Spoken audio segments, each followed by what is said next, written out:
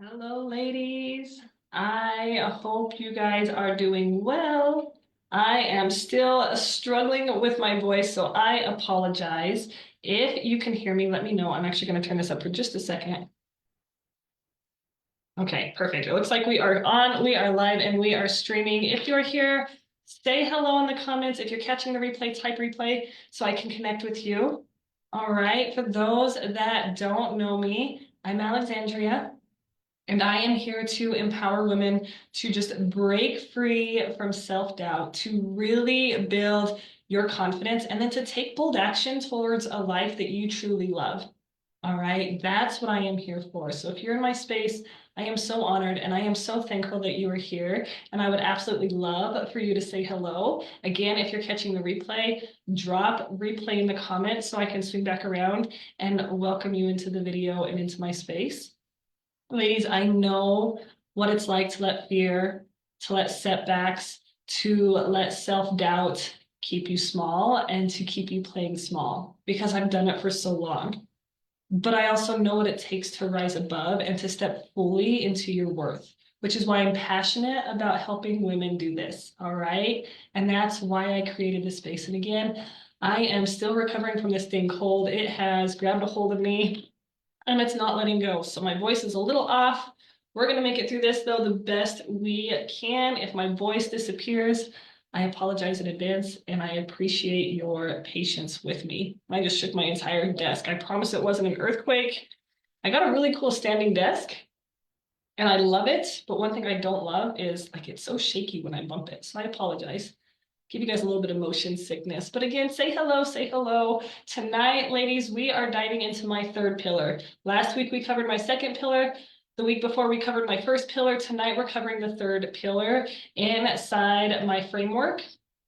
And this is something that I feel holds so many women back, right? Learning how to navigate challenges, how to handle that self-doubt when it sets in, and then how to build that confidence that truly lasts.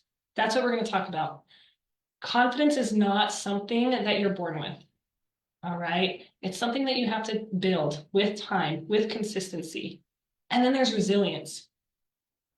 Okay. Resilience is a key to making sure you don't just grow, that you thrive no matter what life throws your way. Because let's be honest, life can throw some pretty hard curveballs, but we want to have the resilience to make it through that. Like I said, this is the third and the final pillar inside my Fearless and Worthy Woman framework, and I call it the Unshakable You method. So that's what we're talking about. Unshakable You, how to build confidence and resilience no matter what life throws at you. So drop a yes in the comments for me. I'm watching here on my other screen to see, make sure I don't miss any comments because it doesn't actually show up in the live like I want it to. But drop a yes in the comments if you have ever let or felt like setbacks, fear, criticism have shaken your confidence and kept you from fully stepping into the person that you want to be. Like I would be dropping me in the comments because I know I have. That's part of the reason it took me so long to step into this space because of my own self-doubt, my own lack, my own trust in myself, letting that fear hold me back, right? So I would definitely be dropping a me. But if it's you, make sure you drop a me. Welcome in, ladies. If you are watching, I am so glad and so honored that you are here. Welcome in, welcome in. But let's jump into my first point that I want to cover. Why confidence and resilience are built, not born. I said that backwards. Why they're built, not born. Okay. Let's get real for a second, ladies. No one wakes up one day just feeling confident. It'd be amazing if we did. If I could just roll out of bed and just have all the confidence in the world without even trying, that would be amazing, right? But it takes work. It takes small, consistent steps to get that confidence. Hey there, Morgan. Resilience isn't about never feeling doubt or fear. All right. It's about learning how to handle it and how to keep going anyway. But where we often, as women especially, get stuck is we think confidence is something that we're just going to wake up with one day. And I think, social media is such a blessing, but such a curse at the same time because we see everybody's highlight reels on social media, right? Like We see women posting the best pictures of themselves, the best selfies, the cleanest house. And you know what? If you are one of those women that keep an immaculate house, you are amazing and you are what I strive for. But let's be honest, I have a 3 and 6-year-old tornado, and most days my house is chaos. Okay. So I strive for that, but it doesn't happen often. And when you see me post a picture, I'm usually trying to get the best angle. If I would pan my camera just to the left, you would probably see Hot Mess Express in my house. Okay. And I only say that because how often, especially as women, do we scroll social media and we see everybody's perfect life that we don't see what's just off screen, right? And we see these beautiful, beautiful women, but we don't know what's going on through their mind. And maybe they are showing up confident in that picture, and that's amazing and a beautiful, beautiful place to be and what we all strive for. But if they are showing up confident, I guarantee you it took work to get to that place. Okay? It's not something they just woke up with. It's something that they've had to work on. And I'm going to say, venture to say, more often than not, that's not the case, right? How many filters do we put on our pictures? How many times do we have to make sure our hair is just right before we take the selfie? Okay. We don't just wake up with confidence. It takes time to get there. And then another thing that we struggle with is we believe setbacks mean that we're not meant for more. I don't know how many times I have launched a business. Gosh, I've tried several different ventures, ladies, several. And every time I bump into a setback, that'd be the first thing I'd think of is, you know what, that's God's way of telling me this isn't for you. And sometimes he does close those doors for us, right? The ones that he knows isn't in alignment with his will for us. But then there's other times that that setback is really just meant for resilience. It's really just meant for teaching you how to work through it and teaching you some kind of lesson, just so you're that much better on the other side. That way you trust him that much more. But instead, we see it as, it's a setback. That means I'm not meant for this, so I'm going to stop. I'm going to throw in the towel. Okay, that's not building resilience. We have to reframe the way we think. What can I learn from this setback? What is this setback trying to teach me? How much more resilient am I going to be on the other side of this because I've worked through it? All right, something else that we do is we let the fear of rejection, of failure, of judgment keep us frozen. That was another thing starting into this business that I definitely have struggled with, and I still have to work on my mindset for and reframing the way I think. That fear of judgment can be so paralyzing, right? I'll go to put a social media post out and I'm like, but what if such and such person sees this? What are they going to think? How are they going to read this? Ladies, who cares? If it's in alignment with what you want to do, then who cares? Post the dang post. All right. But don't let that fear of rejection, don't let that fear of failure, don't let that fear of judgment keep you from taking action or keep you frozen. So if you can relate, let me know in the comments. Have you ever let a setback make you question if you were on the right path?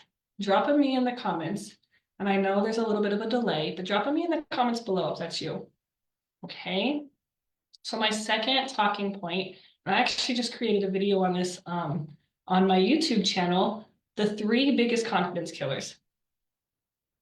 The first biggest confidence killer is seeking external validation. How many of us do this? When you let other people's opinion determine your worth. When you're doing that, ladies, you're always going to be chasing approval. Okay, perfect example of this. And again, like this is when I realized I really needed to start working on myself. About a year ago, in fact, I think it was a year ago in February, I decided to get an undercut pixie, right? That haircut, I think they look super sleek. It was shaved on one side, longer on the other. But I don't know how many ladies I asked before I got it. Well, what do you think? Do you think this is going to look okay on me? Do you think I should do this? Y'all, it's my hair. It's my body. If I want to do that, then it's my choice, right? Now I understand. I'm sorry, ladies, hold on. Told you guys, this cold is about to get the best of me. I understand that we want to make sure that we're not doing something absolutely crazy. But at the same time, getting that haircut, even though I had a few ladies tell me, I don't know. Getting that haircut was probably the best decision I've ever made. And it was probably such a huge stepping stone for me and my confidence, which is crazy because it takes guts to pull off a haircut like that. It takes guts to chop off that much hair. And to try to rock that kind of hairstyle. And I loved it. I'm growing it out now, but I probably will go back to it someday. But it was such a huge turning point in the sense that I recognized how much I seek others' opinions and others' approval before I make my own decisions.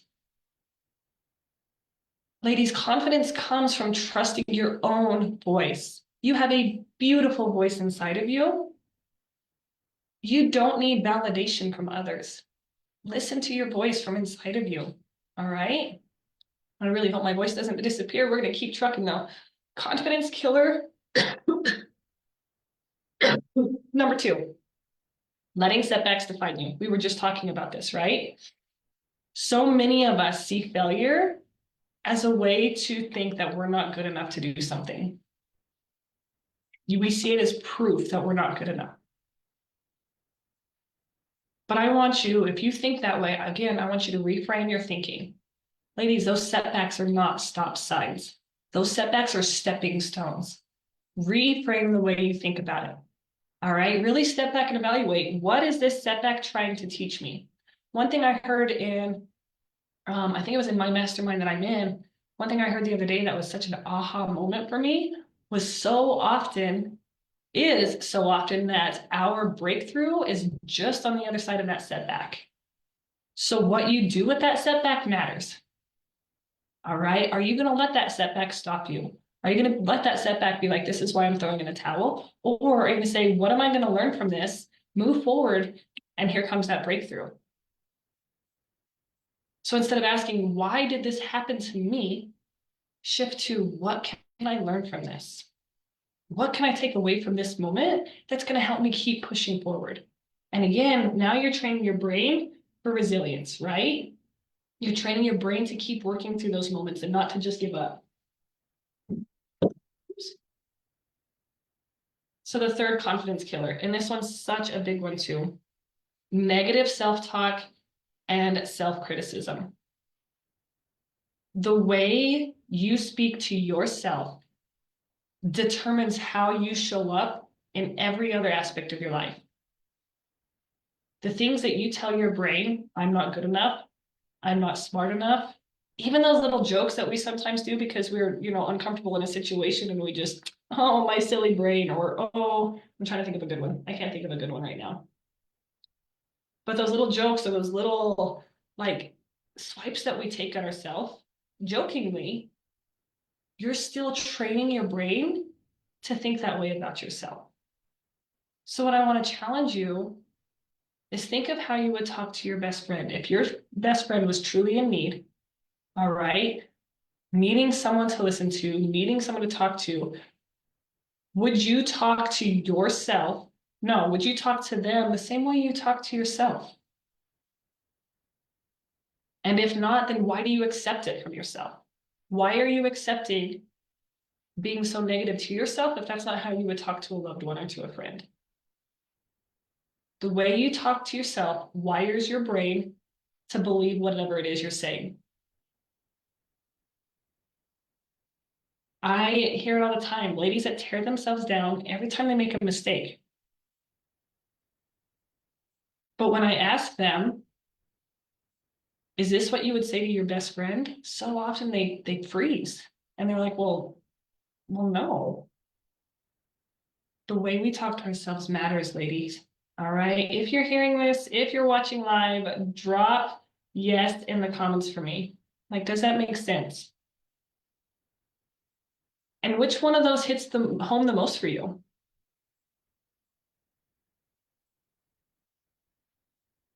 Is it the First one of seeking external validation, right? Like me going and asking people and getting their opinions before I cut my hair. Is it letting setbacks define you, letting those moments where it got just a little bit tough or something didn't go exactly like you planned cause you to throw in the towel? Or are you the one that's constantly talking harshly to yourself? All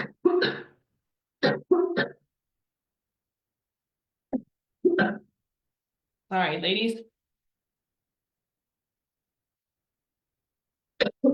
So, I'm trying hard. I want to get through this. The last talking point, how to build confidence and resilience that lasts, okay? Because that's what we're talking about tonight. The third pillar is that resilience. We know what holds us back. So let's talk about how we actually build that resilience and build that confidence.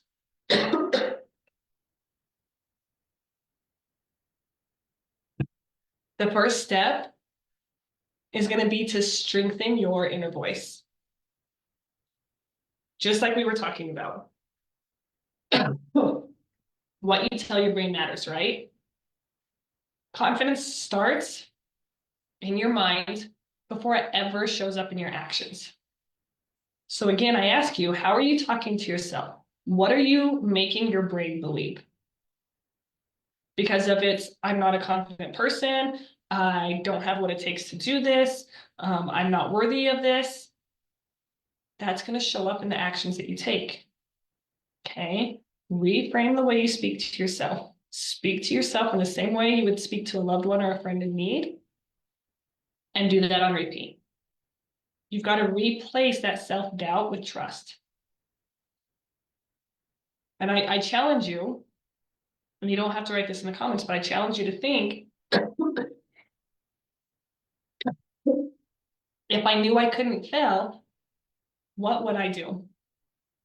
If I knew I wouldn't fail, what would I do? What would be that one big vision that you have that you would go after all in if you knew you wouldn't fail? Now start training your brain to believe that you can do it. Start picturing yourself doing it.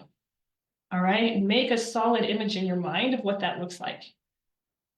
And then start figuring out the steps it takes to get there. The second step is to detach from perfect action and detach from perfection and take messy action. Stop waiting until you feel ready. All right? Especially if you're a perfectionist like me. Stop waiting until you feel ready. You're always going to find one more reason as to why you're not ready, which means you're never going to take the action, right? Action creates confidence. Not the other way around. Waiting for that perfect time, you're not creating confidence. You're just staying in that place that you're stuck, which is doing nothing to build that confidence, okay? The more you put yourself out there, the more comfortable you're going to become in discomfort. Get comfortable being uncomfortable. I hear that all the time in the different courses that I've listened to and the motivational speakers that I listen to and stuff. Get comfortable being uncomfortable. Because guess what? That is where the confidence is built. When you are stuck outside of your comfort zone and you make a habit of staying there consistently, that's when you're going to start building that confidence.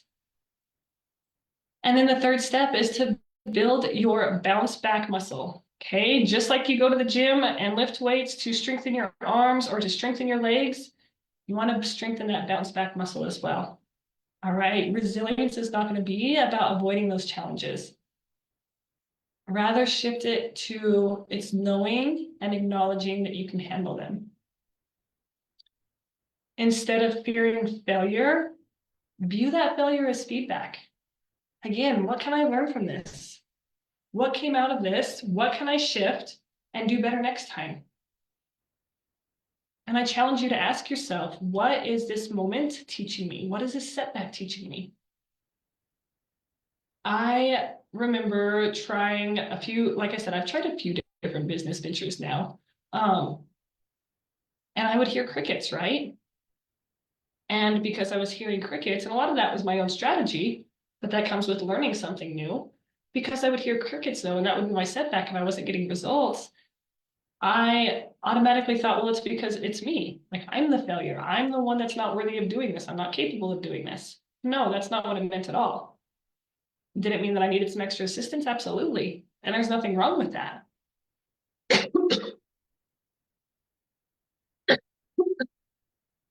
But it had nothing to do with my worth, nothing to do with my value.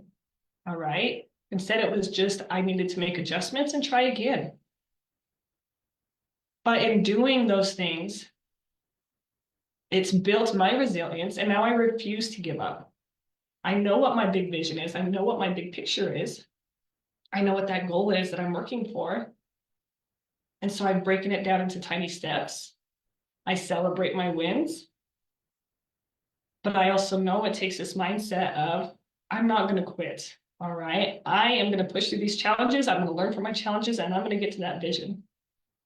And that's what it takes. So which one of those do you need to lean the most into? Is it strengthening your inner voice? Taking action before you're ready? Or learning to bounce back? Drop it in the comments. And again, even if you're catching this on the replay, let me know. That way I can come back and support you and cheer you on in whichever one it is. But this week, ladies, I challenge you to take one small, bold step. It does not have to be anything big. One small, bold step. Maybe it's speaking up in a meeting. Maybe it's saying no to something that doesn't align with you or your beliefs or the time that you have. Maybe it's simply just practicing self-compassion and the way you speak to yourself. Being kind instead of being critical. I challenge you, ladies, pick one thing that you can work on this week and take that bold action. And then come back to this group and celebrate. Let us celebrate you. I always put a post up on Fridays encouraging you to celebrate your wins. So I encourage you to come back and celebrate so we can celebrate you too, because guess what? That also rewires your brain. When you're celebrating constantly and looking for those good things, that's going to help your mindset too.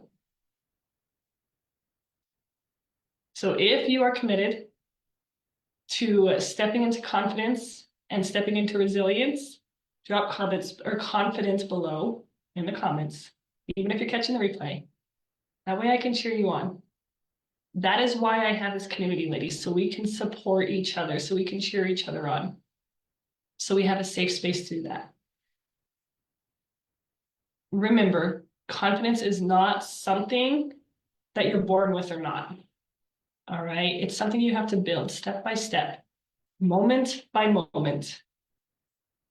And resilience, that's what's going to allow you to keep showing up no matter what, no matter how tough the setback is. If this hit home with you tonight, ladies, I'm just checking the comments, making sure nothing's there, that I'm not missing something. Let me know if this hit home. Shoot me a message if you don't feel comfortable putting it in this public space. That's okay. Shoot me a message. All right. But if you're ready to go deeper, if you're like, you know what, it's finally time that I start working on myself and giving myself time, then let's talk about getting you into my 90-day mastermind. All right. This is where women stop doubting themselves and start stepping into their full power and their full potential. And that's what I want for you. I appreciate you being here tonight. It means so much to me if you took the time to watch this. I am honored that you're in this space. I want you to remember you are capable, you are worthy, and you are enough. Empowering you always.